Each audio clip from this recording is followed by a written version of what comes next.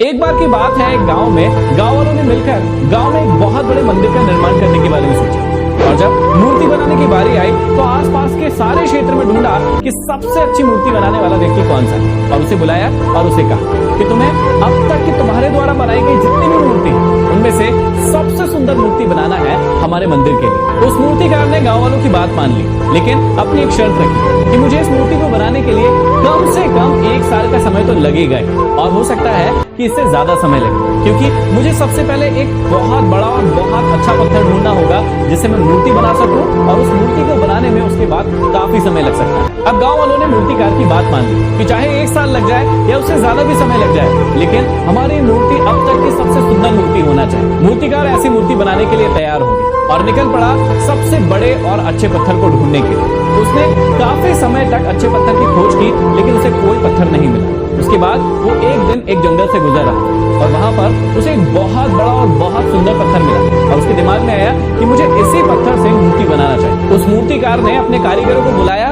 उस पत्थर को उठवाया और मंदिर के पास ले जाकर रख दिया, और अगले दिन से काम शुरू करने के लिए आ गया। जैसे ही उसने अपने थैले से छेनी और हथौड़ी निकाली और उसके ऊपर चोट करने लगा, उस पत्थर से आवाज आने लगी कि मुझे मत मारो, मुझे मत मारो, मुझे बहुत दर्द हो रहा है, बहुत तकलीफ हो रही है, ये क्या कर रहे हो मेरे साथ। वो मूर्तिकार थोड़ी देर के लिए तो घबरा गया, लेकिन उसे समझ में आया कि पत्थर यहाँ पर रो रहा है, बिलख रहा है, क्योंकि उसे चोट पड़ रही है। और मूर्तिकार ने पत्थर से कहा कि मैं तुम्हारे से एक मूर्ति बना रहा हूँ जो कि अब तक की मेरे द्वारा बनाई गई सबसे खूबसूरत मूर्ति हो। उस पत्थर ने चीखते हुए कहा कि मुझे कोई मूर्ति नहीं बनना है, मुझे अपने हाल पर छोड़ दो, मैं जहां पर हूं वैसे ही छोड़ दो और मुझे छोड़कर चले जाओ। उस मूर्तिकार ने पत्थर की बात नहीं मानी और फिर से छेनी और हथौड़ी लेकर उसे ठोकने लगा, लेकिन फिर से पत्थर में से जोर जोर से चीखने और चिल्लाने की आवाज आने लगी। वो पत्थर फिर से कहने लगा कि अरे तुम्हें समझ नहीं आ रहा है, मुझे बहुत ज्यादा दर्द हो रहा है, मुझे बहुत ज्यादा तकलीफ हो रही है, मुझे अपने हाल पर छोड़ दो, क्यों मेरे पीछे पड़े हो।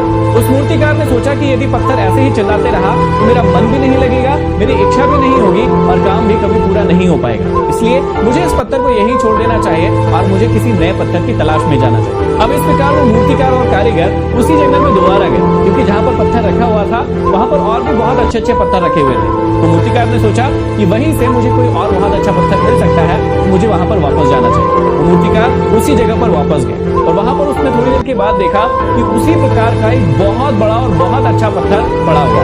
उसने अपने कारीगरों को कहा कि इस पत्थर को हम वहां पर ले चलते हैं और इससे मूर्ति बनाना शुरू करते हैं। अब अगले दिन से फिर से काम शुरू हुआ और उसके बाद फिर से हथौड़ी और छेनी निकाली गई और उस पत्थर पर बार बार चोट की गई, लेकिन उस पत्थर से कोई भी आवाज नहीं। और ऐसे ही करके बार बार वो मूर्तिकार उस पत्थर पर छेनी और हथौड़ी से मारने लगा और लगभग इस प्रकार से 1 साल बीत गया। 1 साल के बाद बहुत ही सुंदर भगवान की मूर्ति बनकर तैयार हो गई।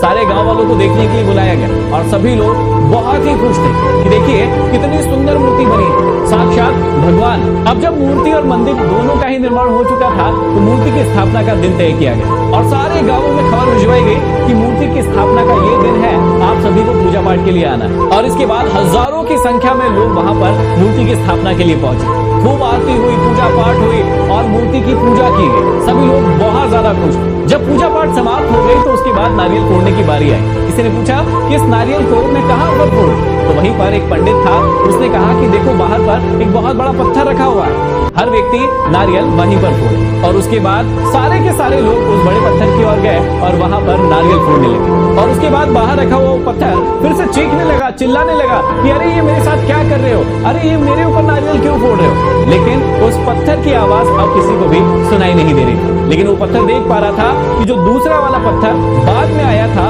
वो आज मूर्ति बन चुका था और वो लोगों के द्वारा पूजा जा रहा था। लेकिन वो खुद के बारे में भी जानता था कि मेरे ऊपर आज सारे के सारे लोग सिर्फ नारियल फोड़ रहे हैं। यहाँ पर 2 पत्थर थे, एक पत्थर तो भगवान बन गया जिनके सामने लोग पूजा पाठ करने लगे, अपना नतमस्तक करने लगे, लेकिन दूसरा पत्थर वो था जिसके ऊपर लोग सिर्फ नारियल फोड़ते रहते।